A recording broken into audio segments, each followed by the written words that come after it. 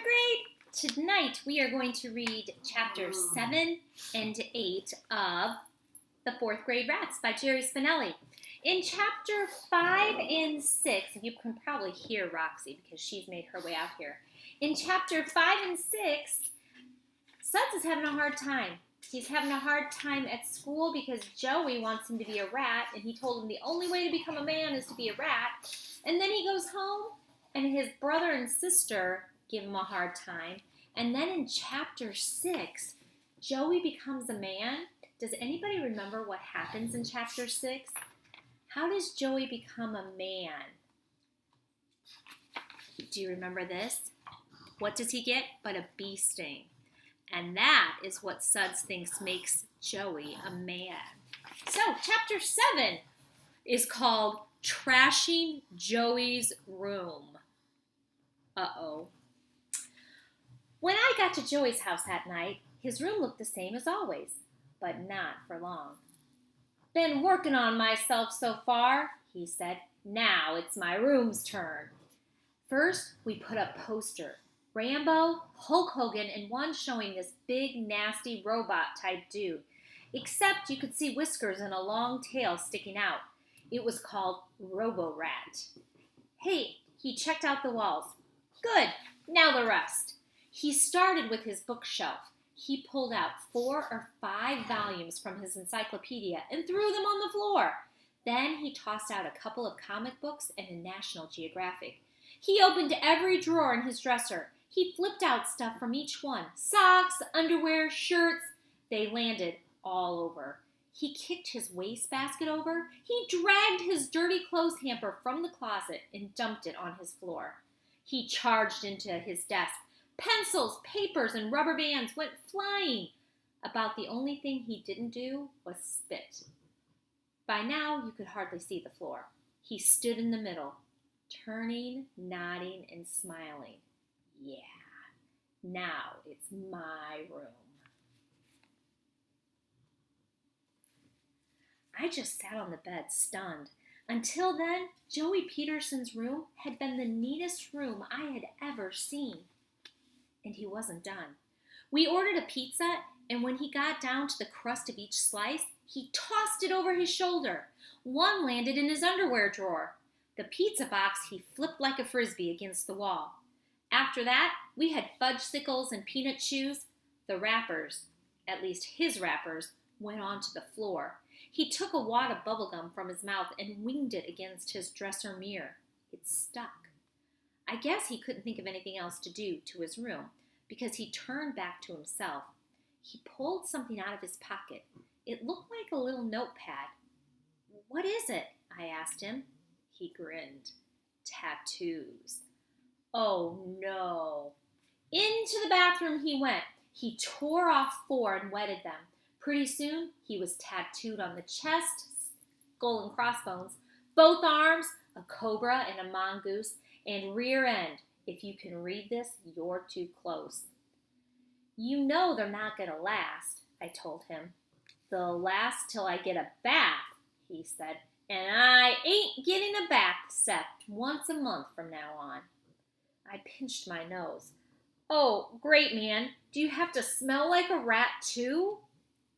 As we left the bathroom, we bumped into his mother. I saw your room, she said. What are you doing in there, training elephants? We laughed. Well, she looked at Joey, as soon as Suds leaves tomorrow, you see that it gets cleaned up. Uh-oh, I thought. This is it. Will he practice what he preaches? Joey slouched against the bathroom door. He looked off down the hall. Nah, I don't think so. Mrs. Peterson blinked. You don't think what? I don't think I'm going to clean it up. I like it that way. I took a step back. If Mrs. Peterson was about to get violent, I wanted to be out of the range. Joey looked at the floor. I looked at Mrs. Peterson. Mrs. Peterson glared daggers at Joey. This lasted for about 3 hours. Then, all of a sudden, it was over. Mrs. Peterson gave a little shrug and a smile and said, okay, and walked away. I gawked at Joey. Just on this one day, he had faced a bee and a mad mother, and here he was, alive and healthy as ever. He gave me a thumbs up sign. See? Nothing to it. Then Joey told me to wait in his room. When he came back, he had a hammer, a jar of nails, a bag of cotton balls, a bottle of iodine, and some Band-Aids. I asked what all that was for. Put a hole in my ear, he said. I screeched, You're going to wear an earring? Nope. So why are you putting a hole in your ear? He grinned. Pain. If I didn't know already he was loony, I knew it now. I told him, the only thing about you that's turning rat is your brain. He ignored me. He cleared a space on his desk. He opened the jar of nails and dumped them out. He rooted through them until he found one he liked, a long, thin one. He handed the nail to me along with the hammer. He got a felt tip pen, went to his mirror and put a dot in the middle of his right earlobe. He came back to the desk, knelt down beside it, real close, flapped his lobe out so it sat like a little pancake on the top edge of the desk. I looked at the hammer and the nail in my hands. Oh no, I said. I dumped them on the desk and took a seat on the bed. You do it, if you're crazy enough. I would, he said, but I can't. Not like this. Come on, just do it. I didn't move. You mind if I ask you a stupid question? Like, why you want to hammer a hole in your ear? What do you mean, pain? He pulled his earlobe off the desk. He sat on the floor. You gotta learn to take pain, that's all. No more crybaby. You know, like the Indians used to do. You had to go through stuff really painful before you could become a man. You had to prove you could take it. I got news for you, I told him. You're not an Indian. He looked at me disgusted. He grabbed the hammer and held it out. You gonna do it? I shook my head no. He threw the hammer down. Thanks, pal. Listen, I said, if it means that much to you, why don't you just do some easier kind of pain? Something you don't need a hammer and nail for. Like what? He said. I thought about it. Well, how about bending your finger back? Nah, he said, that's dorky. I thought some more. How about kicking your door with your bare big toe? He didn't like that one either. I got it, I said. I knuckle your head 10 times. Forget it. By now, I didn't want to forget it. I was getting into it. I rattled off some more. Pull out a hair. Sit the 3 thickest volumes of the encyclopedia on your tongue. Sleep all night with erasers up your nose. Wrap your mouth around the doorknob and slam it shut. I was still going when the phone rang. It was pretty late, so we were both surprised when his mother called and said it was for him. He went out. When he came back, he looked innocent. Too innocent. It was her, wasn't it, I said. I told her not to call people so late. I shoved him. You traitor. He shoved me back. Listen, Morton, I didn't call her. She called me. Took you long enough to hang up. What do you want me to do? Slam down the phone as soon as she said hello? Maybe I want you to lay off her. He laughed. I keep telling you, jerkface, I don't care about her. I ain't chasing her. She's chasing me. You want her to chase you? He threw the pad of tattoos in my face. Do something about it. We glared at each other. He turned on the TV. We watched a couple of horror movies in silence. We went to bed. When we woke up Saturday night, I said, okay. He rubbed sleepies from his eye. Okay, what? What do I do? He sat up. You're ready to be a rat? I shrugged. I guess so, but I don't think I know how. It doesn't come natural to me. No sweat, he said. We just do what all beginners do. What's that? Practice.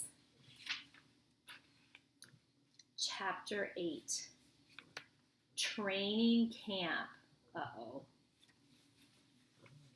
We headed for my house, training camp. Joey was my coach. First, he said, that crybaby stuff, gotta go. How? I said. You still have E.T., don't you? Sure. My parents had given me the videotape movie for my birthday. I bet you start bawling every time E.T. dies, don't you? Well, follow me. We stuck my E.T. cassette in our VCR and ran it fast forward to where E.T. dies, or everybody thinks he dies. As usual, the waterworks came on.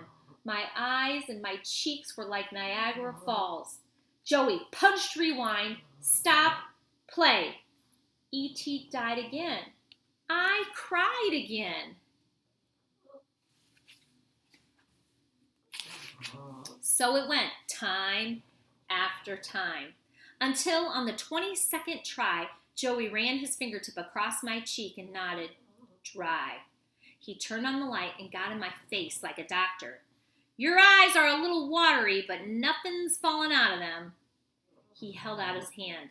You're on your way, Rat. I gave him 5. Next was spiders. Joey found one, trapped it in a paper cup, and brought it to me. I was sweating and shaking. Hold out your hand, he said. I can't, I told him. You want Judy Billings to like you or not? What if it's a black widow? I shuddered. It's not. Or a tarantula. It's a little white house spider. Hold out your hand. I can't. It won't move. Joey made it move. He grabbed my hand and dumped the spider onto it. He was right. It was a little white house spider. But to me, it looked like a tarantula. I screamed and flipped it away. When we got to the 9th little white house spider, I was still flipping, but I was doing it silently. Joey sighed. Well, at least we got rid of that scream. He clapped his hands. Okay, up to the roof. No, I said. Move, he said. I went upstairs like I was walking to the gallows.